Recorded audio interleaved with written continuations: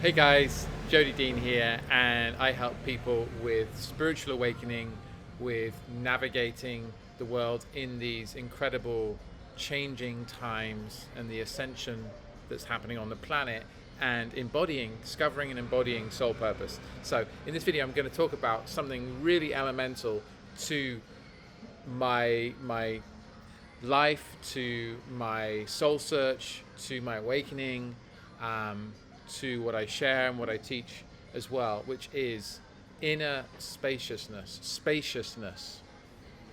Okay, so creating spaciousness.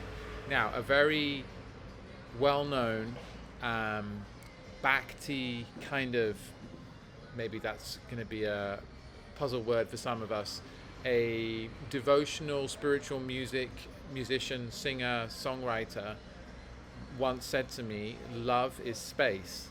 And at the time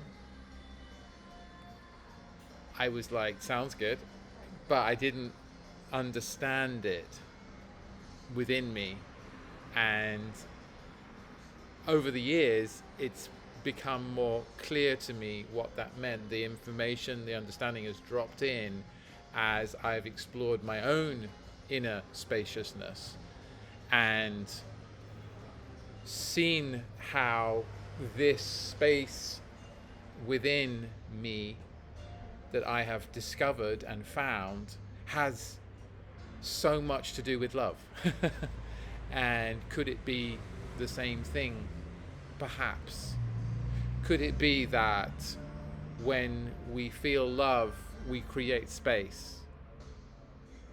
Could it be that when we are given love and receive love, that we experience greater sense of space?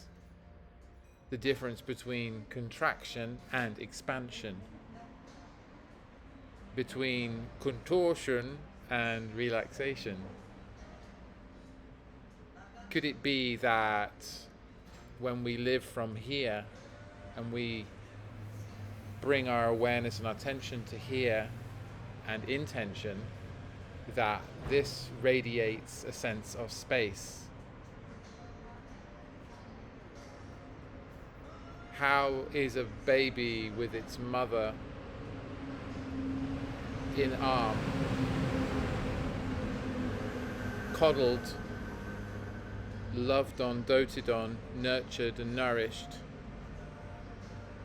Is that baby feeling a sense of space? Is it being given space to have its needs met, to feel safe, secure, feel warm, feel cared for? Is that sense of openness? Does that give a sense of openness, a sense of space? If you've been loved, are you more of a spacious person? Are you more of a loving person? And then, vice versa, if you haven't, or if someone hasn't had that, how spacious do you feel around them? Do you feel accepted? Do you feel cared for? Do you feel held? Do you feel embraced? I'm sure you know what I'm talking about, right? Someone, for example, in your life that definitely has a lot of trauma that's unprocessed, and because they didn't get so much of that holding in their childhood, do you feel spacious around them? How spacious do you feel around them? It's a great question, right? So this is all up for investigation. I'm inviting you into this discussion, this conversation, this adventure to look at space, spaciousness. How do you feel when you sit in front of the ocean? Spacious? Feel good? Feel warm? Feel, there's space for me here. I feel calm. I feel peaceful. Right? Unless, of course, it's a storm, but maybe that also floats your boat. And it's like, wow, yes, I feel alive. How do you feel inside a cubicle? You feel all loving? Do you feel all loving and fluffy inside a cubicle? Inside a box? Environment does tend to affect us, doesn't it?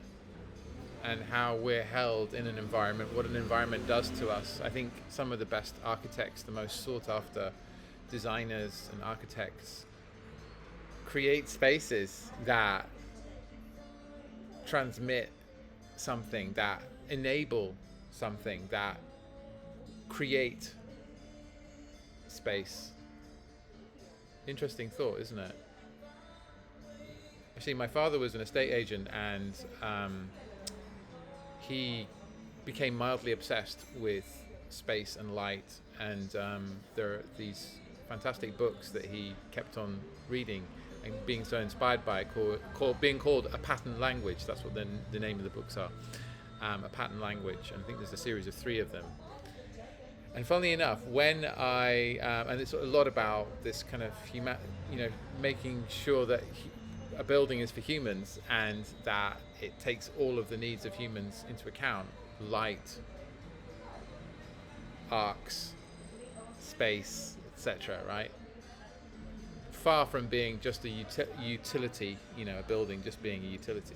So anyway, funnily enough, true story, I found myself in Guatemala and in a beautiful house that felt so spacious, gorgeous, and where I was invited to give workshops and retreats there.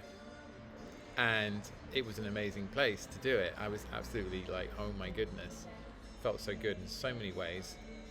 I found out that the owner had built the house and he'd been inspired by the book A Pattern Language, and he'd put that into effect, that the information, the guidance, the wisdom in that book into building this house. Da! Amazing, isn't it? So anyway, spaciousness, love, care, something to think about. I would love to hear your thoughts in the comments, anything that resonates, reflections, insights, experiences around love and space and inner spaciousness. So the last thing I wanted to say is that for me, spaciousness has been a guide stone inside and out, but particularly inside. And that is also being an observer of my thoughts, being a witness to my thoughts, and not identifying with them. That has been the massive game changer of like creating inner space, like almost like a seismic shift, a nuclear device going off. Like, oh my God, I'm so much more than this limitation, this idea of what I thought I was. So that's again an invitation for you to step out of limitation if you feel like it, if it works for you, if it's right for you, and to investigate this inner spaciousness as well. And it's so multidimensional. There's so much more to this conversation than what I'm possibly able to share in this short video. So perhaps I'll do a series. Let me know if that interests you. All right. So if you would like help with becoming more spacious, that may be a possibility that we have a conversation around that. If you would like some guidance for your awakening process, for stepping into your soul path, your soul purpose, your multidimensional selves, and living from the heart and living in truth and with courageousness every step of the way, co-creating the new earth.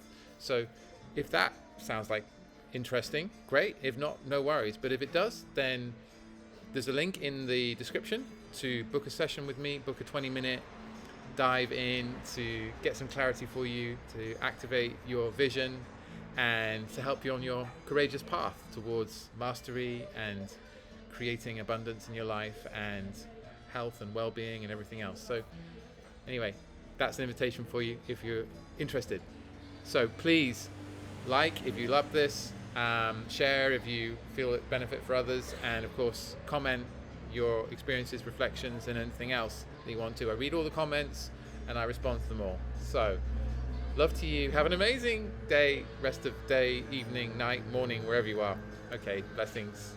Thank you. Bye for now.